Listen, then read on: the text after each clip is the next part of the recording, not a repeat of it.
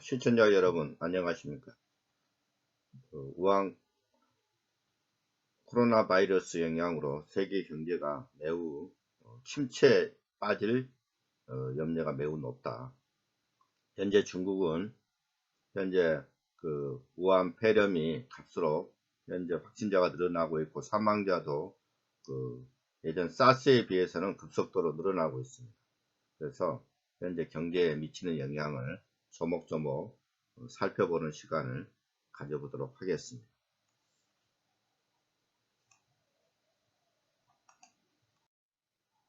정재수의 트러블TV 방송입니다.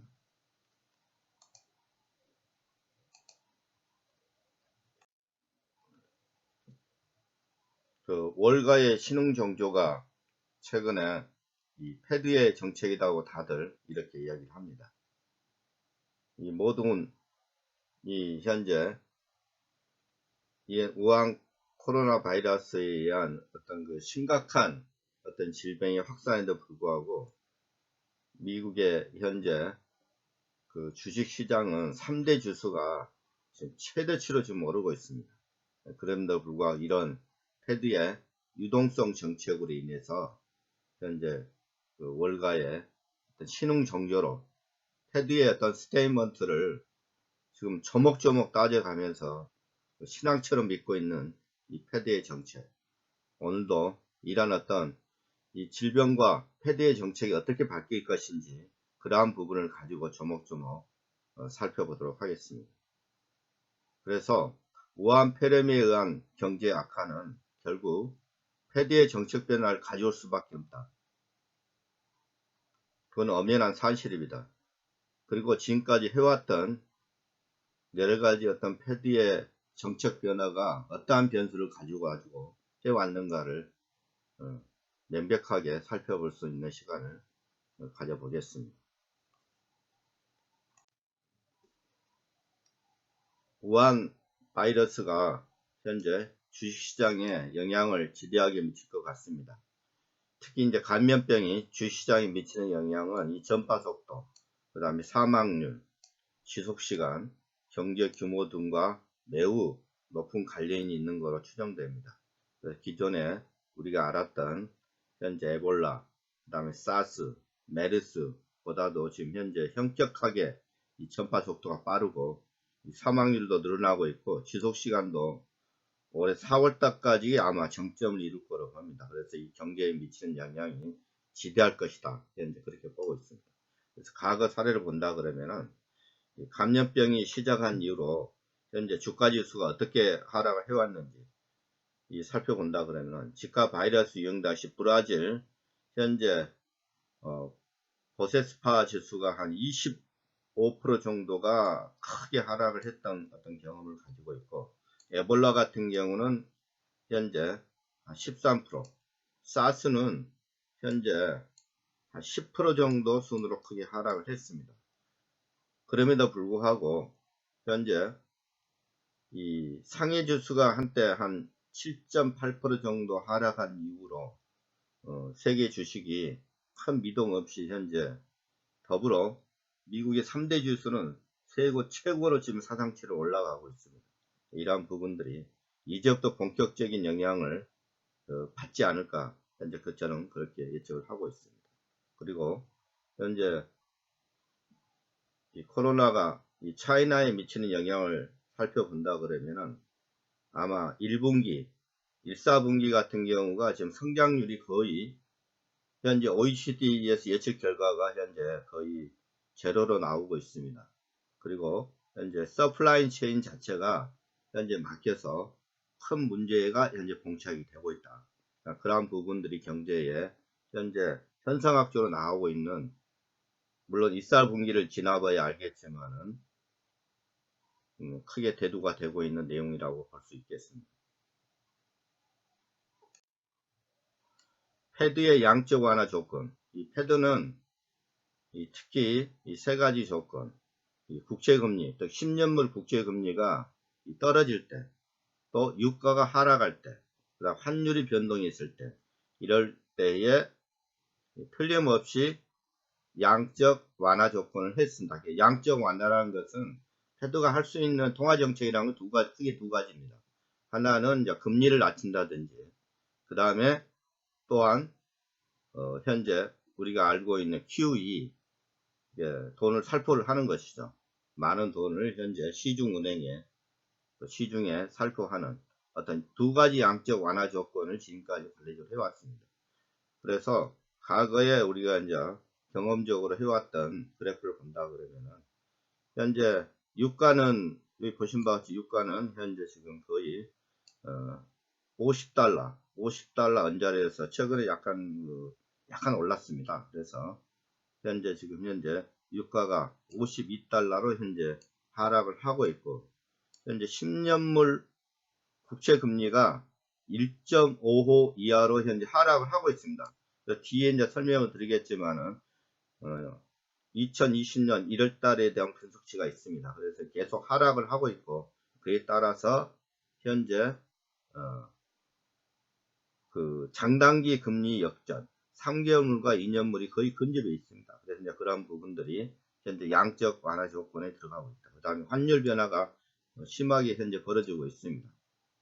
뒤에도 설명을 드리겠지만은 또 중국이 현재 이러한 위기를 벗어나기 위해서 현재 QE 위안화 살포를 현재 지금 위안화 공급을 늘리고 있습니다. 그러한 부분들이 현재 환율 변화에 급격한 변화가 올 수 있다. 그러한 부분들이 아마 패드의 양적 완화를 할 수 있는 조건들이 갈수록 성숙화되고 있다. 그렇게 볼 수 있겠습니다. 중국 인민은행 유동성 공급입니다. 중국은 현재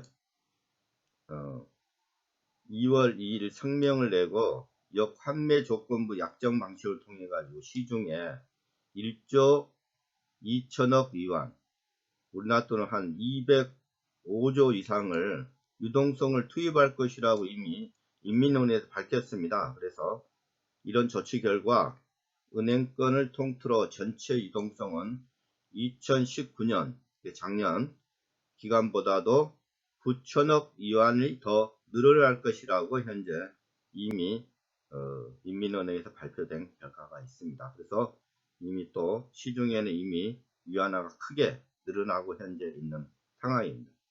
그리고 지난 1월 초 지준율 인하한 이후에는 LPR 금리, 이 LPR가 아마 중국의 기준금리랍니다. 이 기준금리는 이미 동결 상태로 있는 걸 알고 있습니다.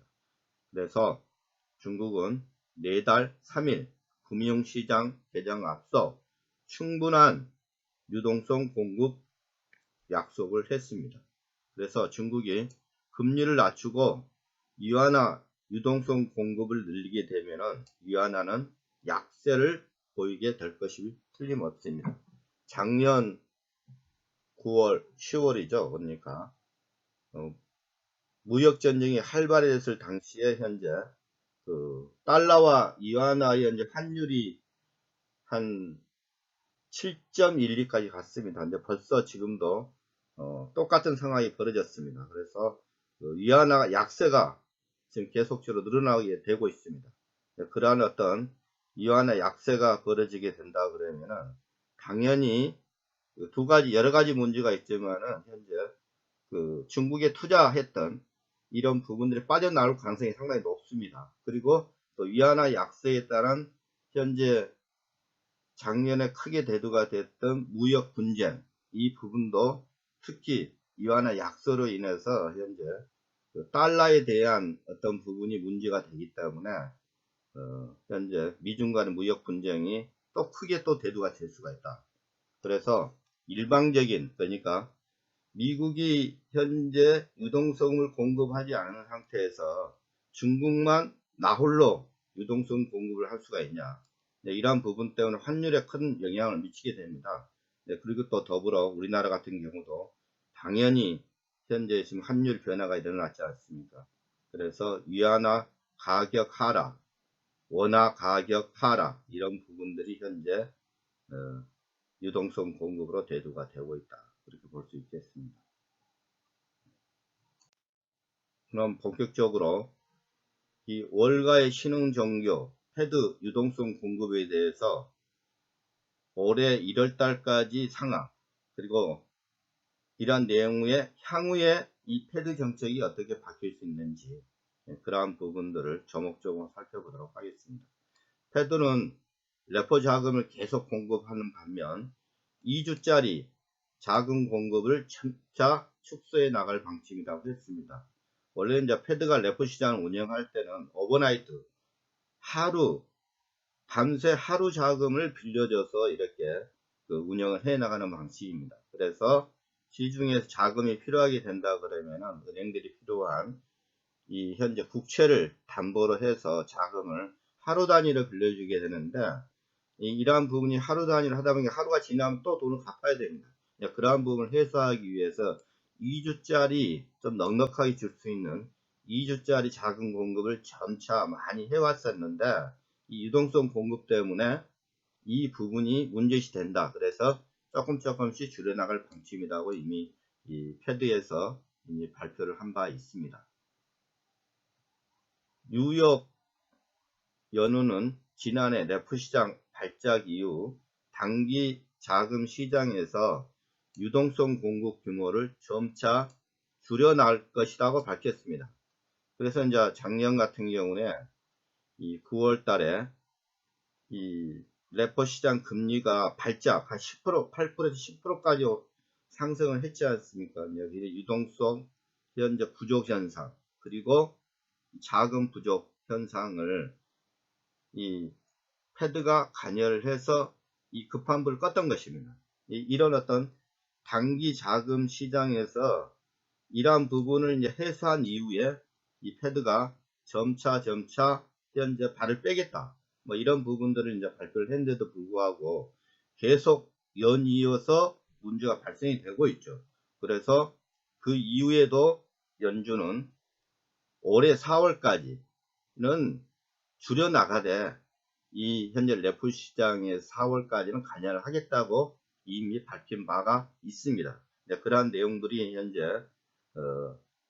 현재 올 2월 22일 날 패드 스테이트먼트에 이미 밝힌 바가 있고, 특히 이제 레포 시장이 발작 부분이 요새 최근에 여러 가지 어떤 서로 간의 어떤 의견이 분분합니다.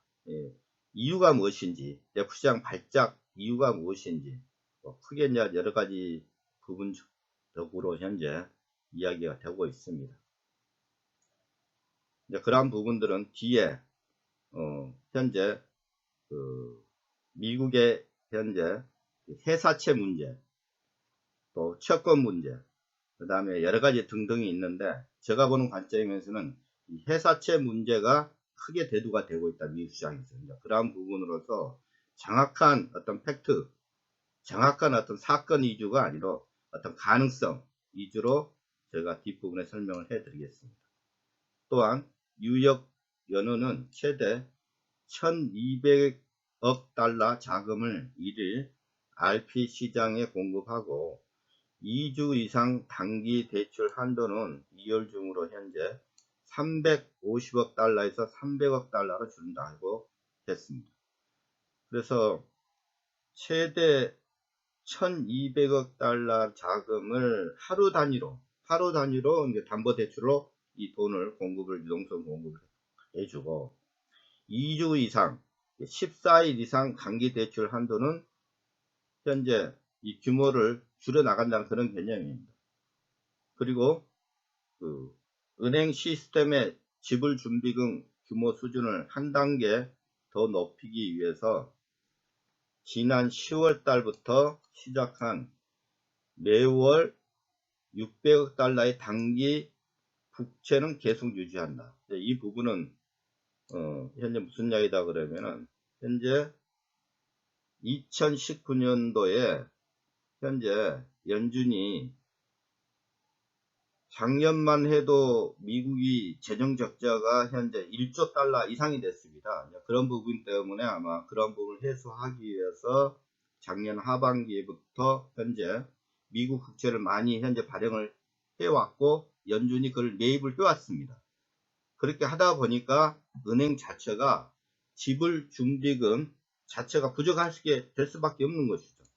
이유가 뭐다 그러면은 시중에 가장 큰 은행들이 현재 미국이 발행된 국채를 매입을 할 수밖에 없는 구조를 갖고 있기 때문에 그 문제가 발생되는 거죠. 그래서 이 패드는 매월 이 지급준비금 부족 상태를 메꾸기 위해서 이 매월 600억 달러에 대한 단기 국채를 계속적으로 사들인다는 이야기죠. 사들인다.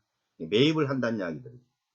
그래서 이 현재 은행들이 부족한 지불 준급의 상태를 더 메꿔준다. 그렇게 이해하시면 될 것 같습니다. 그래서 이 매월 600억 달러에 대한 이 단기 국채, 이 부분이 또 논란이 되어 있습니다. 이게 과연 이게 QE냐, QE가 아니냐, 또 연준에서는 자체적으로 이러한 부분들을 가지고 어떤 정책적인 어떤 그 의사결정의 수단이지 이게 QE는 아니다고 이야기를 합니다. 또 한편으로는 이게 스몰, 라이트 QE다. 또 이렇게 또 이야기를 합니다. 제가 보는 관점도 틀림없이 이 자금이 현재 유동성 공급이 확실히 이루어졌기 때문에 이 적은 단위라도 이것도 QE로 봐야 된다. 그렇게 해석이 가능하겠습니다. 또한 지난해 말 레포 발작 이후 자금 수요가 줄어든 이후 최근 연준 공급 단기 자금에 대한 은행들의 수요가 대규모로 증가하자 시장을 향해 메시지를 던진 것입니다. 그래서 7월 7일 연준이 공급하는 2주 만기 단기 자금에 대한 수요는 한도 350억 달러를 넘어 430억 달러로 나타났습니다. 2주 만기 단기 잔금에 대한 이 공급을 줄여 나가겠다고 했는데도 불구하고 이 350억 달러에서 430억 달러로 더 늘어난다는 이야기예요. 이야기로는 현재 연준에서 운영하는 레포에 대한 자금 수요가 갈수록 더 늘어난다는 이야기죠. 그래서 그 이유가 뭔지 뭐 여러 가지로 현재 자금을 현재 우리가 알다시피 주식, 부동산, 채권, 회사채 뭐 등등이 있는데 당연히 헤지펀드라든가 시중은행들은 낮은 금리로서 레포 시장에서 자금을 빌려서 고수익을 얻을 수 있는 현재 자산시장에 운영을 하려다 보니까 자금이 당연히 부족할 수밖에 없는 것이죠. 상식적인 이야기지 않습니까? 그러한 부분으로 쉽게 이해를 하고 더욱더 이제 구체적으로 어떠한 건으로 어떠한 케이스로 이루어지는지는 또 살펴보도록 하겠습니다. 이에 대해 은행들이 정말 단기 유동성이 부족해서 그러는 것인지 아니면 낮은 금리로 자금을 공급하는 연준을 계속 활용하여 돈을 벌겠다는 것인지 의혹이 제기되고 있습니다. 그래서 지금 현재 이 여러가지 상황이 현재 안 좋은데도 불구하고 현재 주식시장은 화랑을 이루지 않습니까? 이제 그러한 부분도 빗대서 하는 이야기다. 낫웨스트 마켓의 금리 전략가 블레이크 위는 딜러들이 시장보다 저렴하게 유동성을 제공하는 연준을 먼저 찾지 않는 이유가 없다. 당연하죠. 그러니까 현재 이 딜러들이 헤지펀드 사이에 있는 딜러들이 시장보다 더 저렴하게 유동성을 공급하는 연준을 이용해서 현재 레포 시장에서 낮은 금리로 돈을 대출을 받아가지고 고수익, 채권, 회사채, 주식 이런 부분으로 쫓아간다는 이야기예요. 그래 연준의 유동성을 제공하는 금리를 높여줘야지 연준에게 마지막으로 찾아오는 인센티브가 될 것이라고 진단을 했습니다. 이 부분에 대한 연준은 시장과 소통하고 딜러들에게 지금 같은 연준의 개입이 계속되지 않는다는 것을 알려야 한다고 덧붙였습니다. 그리고 2020년 1월 9일 리처드 플라리다 미국 연방준비제도 부의장은 연준이 1월 이후 레포 운영 규모를 줄일 수 있다고 설명한 바 있습니다. 그래서 점차 줄인다는 규모를 확 빠진다는 이야기가 아니고 앞전에 이야기했던 현재 14일짜리 레포 규모를 줄여나가고 그 다음에 현재 T빌 600억 달러에 대한 단기 회전 재정 증권을 매입을 하는 부분도 4월달까지는 관여하겠다. 이제 그 이후부터는 줄여나가겠다. 이렇게 해석이 가능합니다. 다만 세금 납부로 일부 준비금이 사라질 수 있어 최소한 4월까지는 일부 레포 시장 개입이 필요할 수 있다고 덧붙였습니다. 그래서 미국 같은 경우는 보통 10월달, 4월달이 현재 텍스, 세금을 내는 현재 달입니다. 그때까지 4월달까지는 개입이 필요하다. 또 더불어 세금 납부로 일부 중급이 사라질 수 있어 최소한 4월까지 일부 레포 시장 개입이 필요할 수 있다고 설명을 하였습니다. 연준은 지급준비급 부족으로 지난해 9월 중순 차입금리가 급등하면서 레포 시장에 개입하고 있다. 그리고 나서 지난 10월 연준은 매달 600억 달러 규모의 단기 증권을 매입해서 영구적으로 보유자산과 지급 준비금 규모를 늘려왔다. 이 부분이 우리가 이야기하는 스몰 QE다. 이게 연준 자체는 이 부분을 갖다 정책적인 판단이라고 얘기를 하지만 시중에서는 유동성 공급으로서 현재 거의 QE나 다름없다. 그렇게 보고 있습니다. 그래서 앞전에 이야기했던 왜 연준이 유동성 공급을 매일 오버나이트 개념으로 또 14일 개념 T빌 또 600달러를 계속적으로 현재 단기 채권을 매입을 한데도 불구하고 현재 유동성 공급이 또 부족하다고 레포 시장 운영을 하게 되냐. 이러한 부분들을 제가 볼 때는 회사채 부분을 보고 있습니다. BBB 등급 회사채 비중 증가로 침체 요인이 갈수록 증가가 되고 있다. 현재 이 표를 보신다 그러면은 투자 등급 중 BBB 등급 투자 최하위 투자 등급 회사를 말하고 있습니다. 이 비중이 회사채 비중이 2015년부터 갈수록 늘어나게 됩니다. 그래서 현재 작년 말까지 해서 현재 회사채 비중이 50%, 더불어 강동률은 0.3% 이하입니다. 그래서 이 투자 등급 현재 이 회사채가 현재 그 ETP에 현재 유입되는 규모가 한 19조 달러 정도의 회사채가 현재 유입되고 있어서 이러한 부분들이 향후 시장에 침체 요인이 될 수 있다고 OECD가 이미 경고한 바가 있습니다. 또 2020년 올해만 해도 1.2달러 신규 채권 발행을 할 예정인데 벌써 1월 6일 날짜로 7천억 달러를 이미 발행했던 걸 알고 있습니다. 이 자료는 마켓워치에서 현재 분석에서 나온 자료입니다. 그래서 현재 미국 재무성 증권 현재 수익률 변동 추이를 살펴보았습니다. 그래서 이 단기 현재 수익률과 장기 이 두 가지를 부분에 살펴봤더니 현재 2020년 1월물, 3월물, 6월물 같은 경우는 현재 이 소폭 현재 4pp 나머지는 2pp, 1pp 정도 상승을 했고 3년 이상 단기물은 현재 지금 크게 하락을 하고 있습니다. 그래서 이제 이 변동폭을 보시면 2020년 세계 경기 및 주식시장 과열 우려로 중장기물 국채 수요 급증이 크게 원인이 되고 있다. 특히 이제 우한 바이러스 염려로 해가지고 현재 장기 현재 10년물 기준으로 본다면 10년물 이상이 급격하게 현재 채권 수익률이 떨어지고 있다. 그래서 현재 이 표를 보신다 그러면 현재 1월 16일, 현재 1월 23일, 현재 1월 30일 기준으로 본다 그러면 특히 1월 30일 기준으로 본다면 10년물 10년물 현재 채권 수익률이 1.57, 1월달 기준으로 한 0.17포인트가 현재 지금 하락을 하고 있습니다. 그래서 현재 1월 30일 기준으로 되어 있지만 2월달 이후로도 계속 하락을 현재 하고 있고, 또 반면에 3월물 같은 경우는 현재 소폭 상승을 하고 있습니다.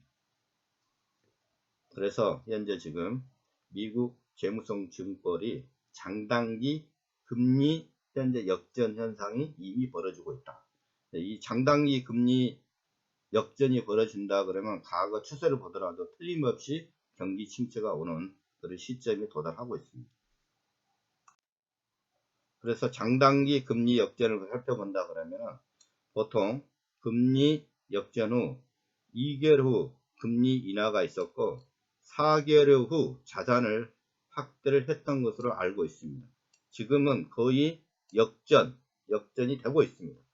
과거 작년을 본다 그러면은 이미 2019년 5월 20일 기준으로 3년물과 3개월물, 이 빨간물이 아마 10년물이고 이 색깔이 아마 3개월물 역전이 현재 5월 달부터 현재 19년 10월까지 벌어졌습니다. 이 이후에 당연히 패드에서는 금리 인하를 시도를 했습니다.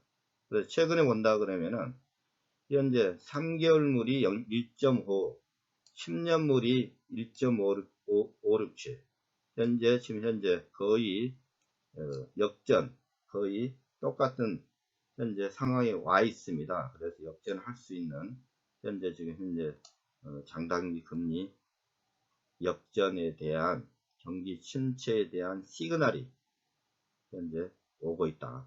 그렇게 볼 수 있겠습니다. 이때에 패드는 틀림없이 이 정책 변화를 가져올 수밖에 없다. 이 정책 변화는 통화 정책 중에 가장 중요한 금리 인하. 작년에가 2019년에 3번에 걸쳐서 금리 인하를 했지 않습니까? 올해도 틀림없이 우한 바이러스 영향, 이 영향 때문에 당연히 현재 금리 인하할 가능성이 높다. 그렇게 볼 수 있겠습니다.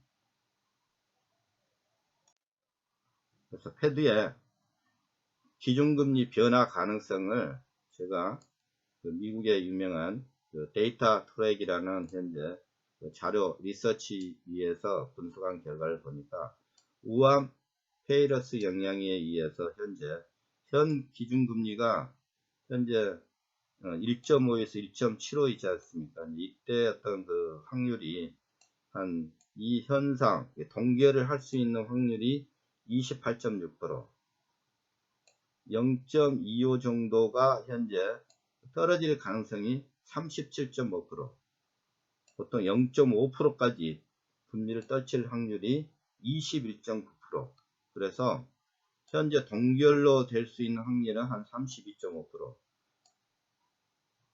금리를 0.25로 떨칠 가능성, 1.25에서 현재 1.5까지 갈 확률이 38%, 0.5까지 떨어질 가능성이 19.4%. 틀림없이 미국의 현재 데이터 분석치에 의하면은 현재 금리 변화, 더 금리를 현재 떨칠 가능성이 매우 높다. 그렇게 현재 보고 있습니다. 그래서 이 경기 침체 시그널이 이미 시작됐다. 10년차와 3개월물이 현재 제로.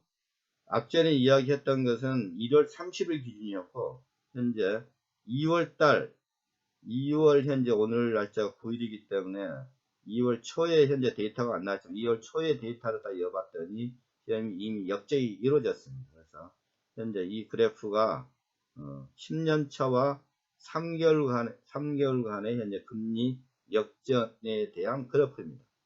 그래서 과거 연도를 본다거나 과거 역사를 본다 그러면 1990년도 이후 현재 세계 글로벌 경제 위기, 2000년도에 닷컴 버블, 현재 이 색깔이 현재 리세션을 표시를 하고 있습니다.